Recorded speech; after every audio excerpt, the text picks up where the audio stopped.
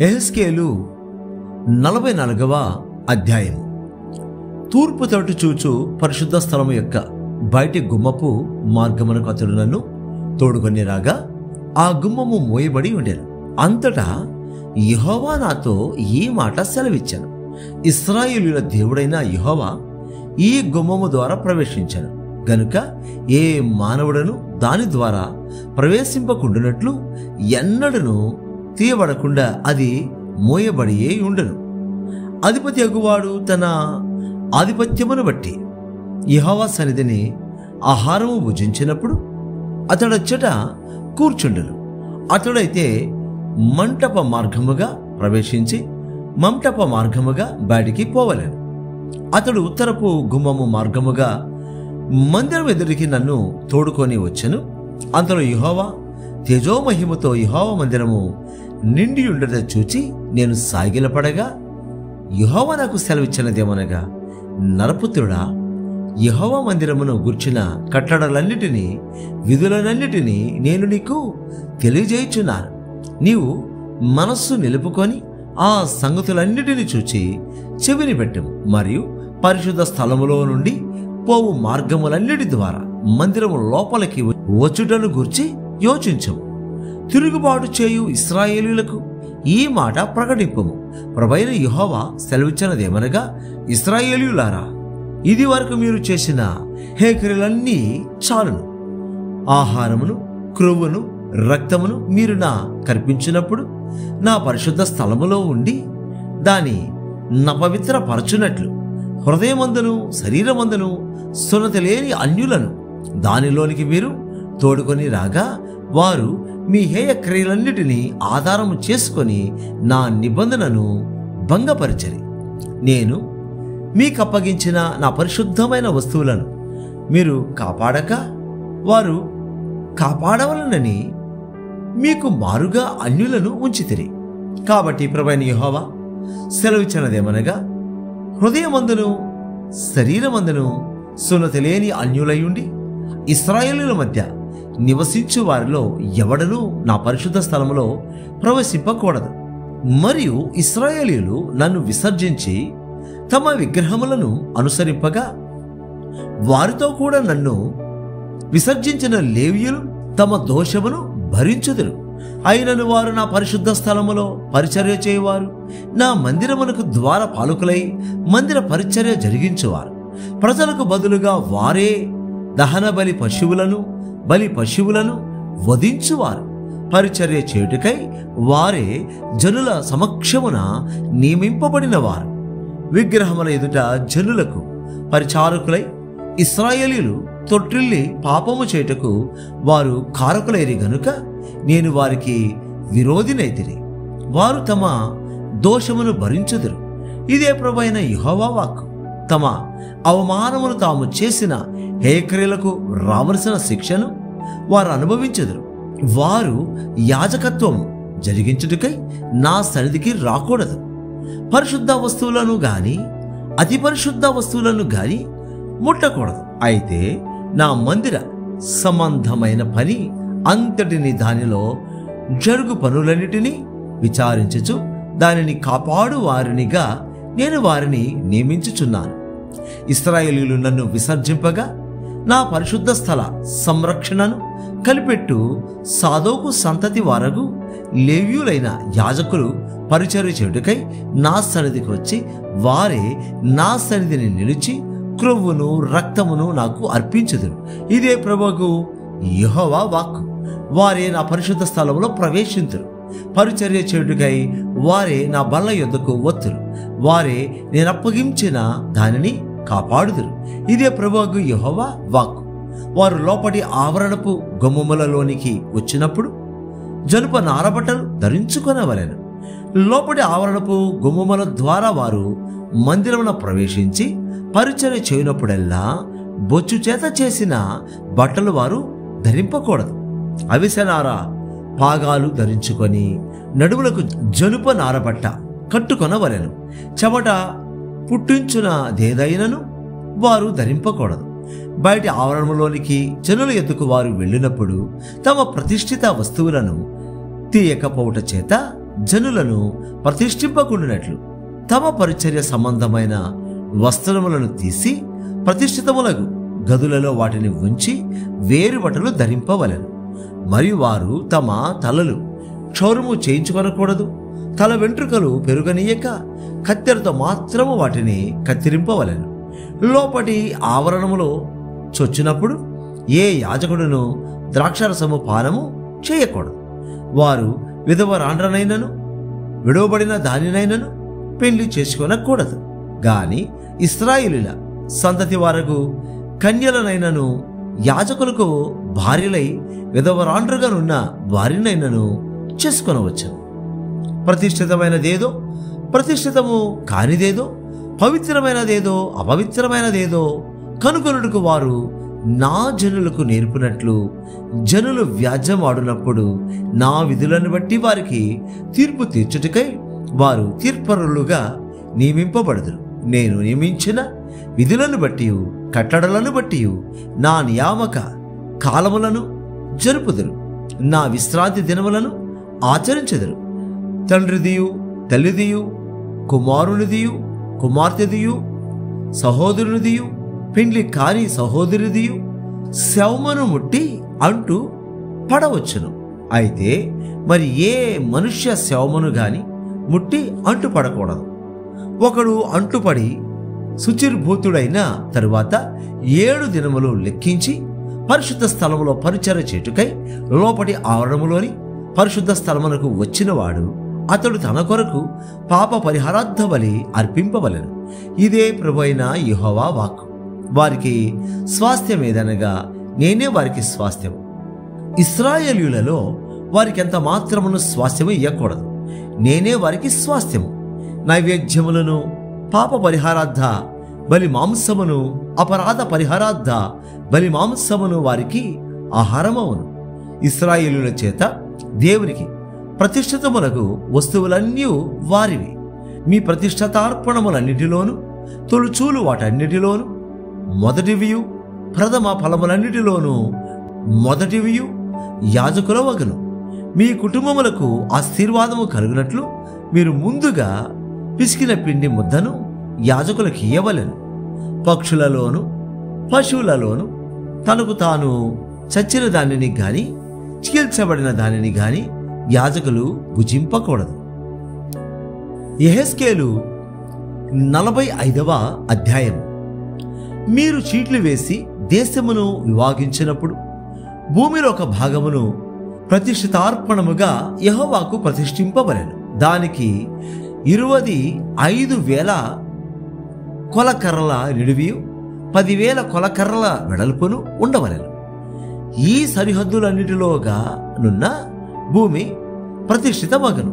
దానిలో పరిశుద్ధ స్థలమునకు 500 కొలకర్రల చచ్చౌకము ఏర్పడవలెను. దానికి 4 దిశల 10 మూరల మైదానం ఉండవలెను. కొలువబడిన ఈ స్థలము నుండి 25,000 కొలకర్రల నిడివియు 10,000 కొలకర్రల వెడల్పును గల ఒక చోటు కొలిచి వేయవలెను. అందులో మహా పరిశుద్ధ స్థలముగా ఉన్న పరిశుద్ధ స్థలముండును. యెహోవాకు పరిచర్య చేయుటకై ఆయన సన్నిధికి వచ్చి పరిచర్య చేయుచున్న యాజకులకు ఏర్పాటైన ఆ భూమి ప్రతిష్ఠిత స్థలముగా ఎంచబడను. అది వారి ఇండ్లకు నివేశమై పరిశుద్ధ స్థలమునకు ప్రతిష్ఠితముగా ఉండను.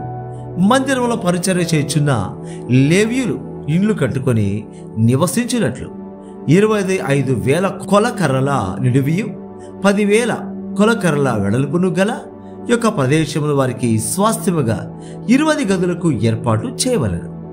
20 గదులను ఏర్పాటు చేయవలెను. మరియు పట్టణమునకై 5,000 కొలకర్రల వెడల్పును 25,000 కొలకర్రల నిడివియు గల యొక్క ప్రదేశము ఏర్పాటు చేయవలెను. అది ప్రతిష్ఠితమగు భాగమునకు సరిగా ఉండవలెను. ఇశ్రాయేలులందరికీ అది స్వాస్థ్యముగా ఉండను. మరియు ప్రతిష్ఠిత భాగమునకును పట్టణమునకై ఏర్పడిన ప్రదేశమునకును ఎదురుగా వాటికి పడమటగాను తూర్పుగాను ప్రతిష్ఠిత భాగమునకును పట్టణమునకై ఏర్పడిన దేశమునకును ఇరుప్రక్కల అధిపతికి భూమి నేర్పాటు చేయవలెను. పడమటి నుండి తూర్పు వరకు దాని కొలువుగా అది యొక్క గోత్ర స్థానమునకు సరిపడు నిడివి గలదై ఉండవలెను. అధిపతి ఇక నా జనులను బాధింపక వారి గోత్రములను బట్టి భూమి అంతయు ఇశ్రాయేలులకు నియమించినట్లు అది ఇశ్రాయేలులలో అతనికి భూస్వాస్థ్యముగా ఉండను. మరి యెహోవా ఈ మాట సెలవిచ్చుచున్నాడు, ఇశ్రాయేలుల అధిపతులారా, మీరు జరిగించిన బలాత్కారమును దోచుకొనిన దోపును చాలును. అలాగు చేయటమా అని నా జనుల సొమ్మును అపహరింపక నీతి న్యాయములను అనుసరించి నడుచుకునడి. ఇదే ప్రభువు యెహోవా వాక్కు. ఖరా త్రాసులను, ఖరా పడిని, ఖరా తూమును, ఒక్కటే పడియు ఒకటే తూమును మీరుంచుకొనవలెను. తూము పందుములో 10వ పాలు కట్టునదై ఉండవలెను. పందుము మీకు పరిమాణముగా నుండవలెను. తులం ఒకటింటికి 20 చిన్నముల ఎత్తును, అరవీసే ఒకటింటికి 20 తులముల ఎత్తును, 25 తులముల ఎత్తును, 15 తులముల ఎత్తును ఉండవలెను. ప్రతిష్టార్పణలు ఈ ప్రకారముగా చెల్లింపవలెను. 180 పళ్ళ గోధుమలలో 3 పళ్ళ వంతులను, 180 పళ్ళ యవ్వలలో 3 పళ్ళ వంతులను చెల్లింపవలెను. తైలము చెల్లించున దెట్లనగా 180 పళ్ళ నూనెలో పడియు 30 వంతున చెల్లింపవలెను. తూము 180 పళ్ళు పట్టునదగును. మరియు ఇశ్రాయేలుల నిమిత్తము ప్రాయశ్చిత్తము చేటుకై నైవేద్యమునకును దహన బలికిని సమాధాన బలికిని మంచి మేపు తగిలిన గొర్రెలలో మందకు 200లలో ఒకదానిని తేవలెను.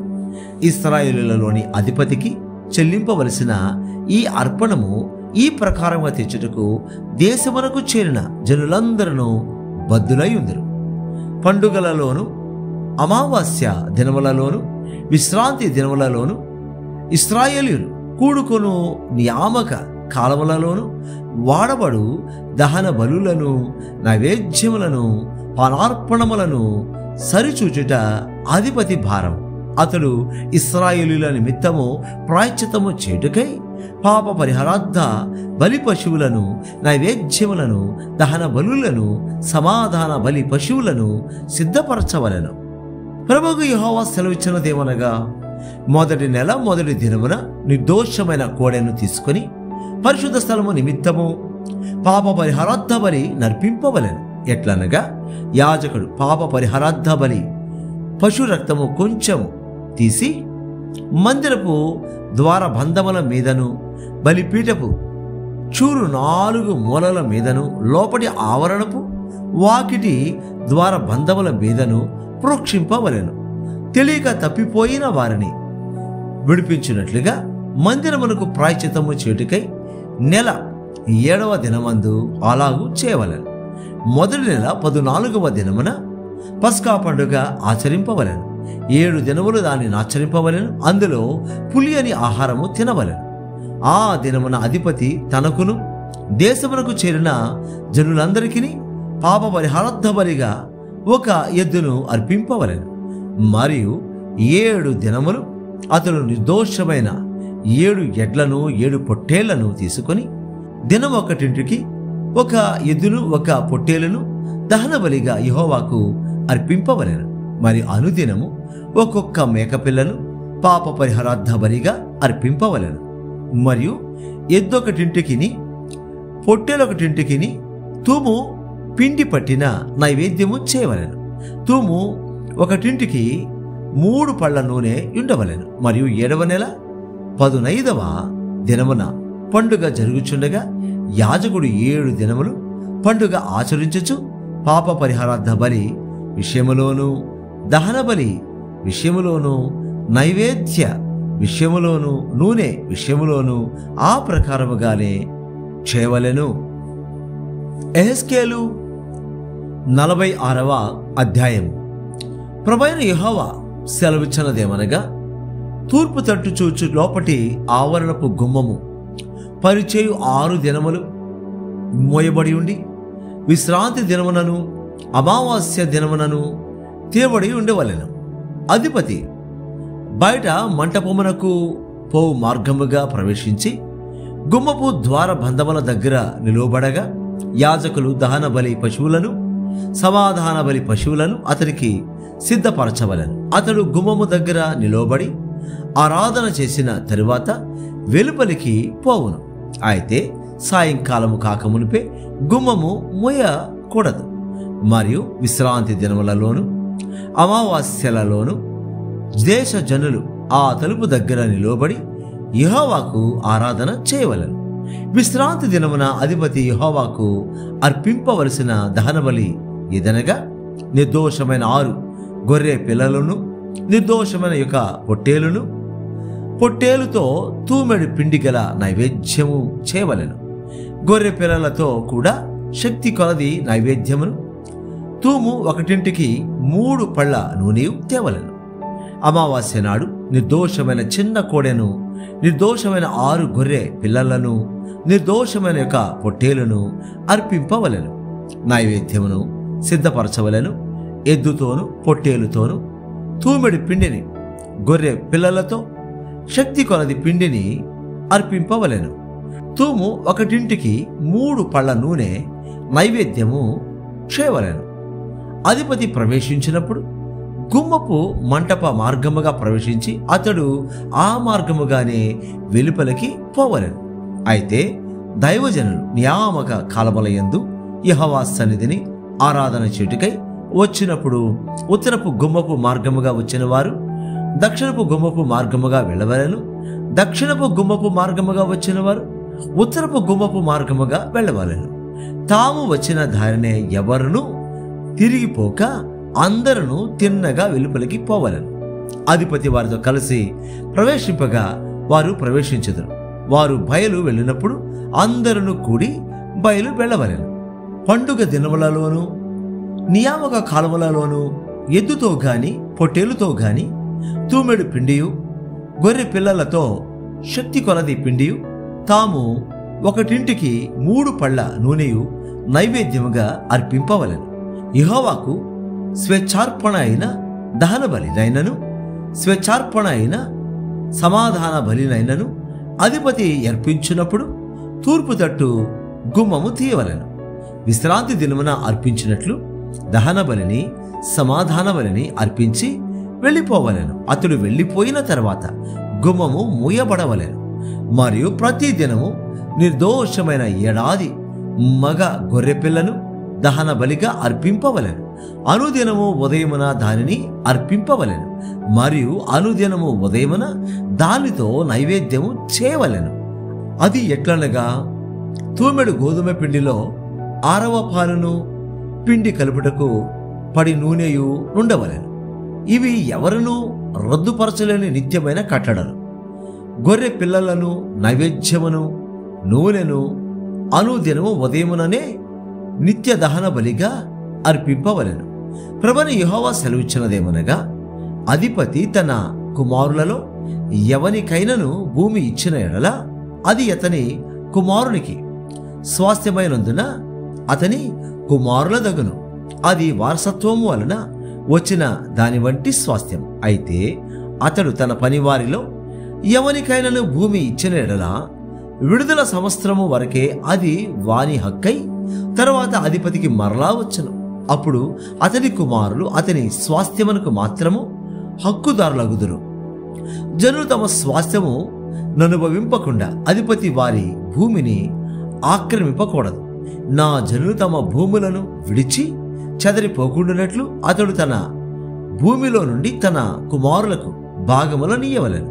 పిమ్మట అతడు గుమ్మపు మధ్య గోడ మార్గముగా ఉత్తర దిశ చూచుచున్న యాజకులకు ఏర్పడిన ప్రతిష్ఠితమైన గదులలోనికి నన్ను తీసుకొని రాగా అచ్చట వెనుక తట్టు పశ్చిమ దిక్కున స్థలం ఒకటి కనబడెను.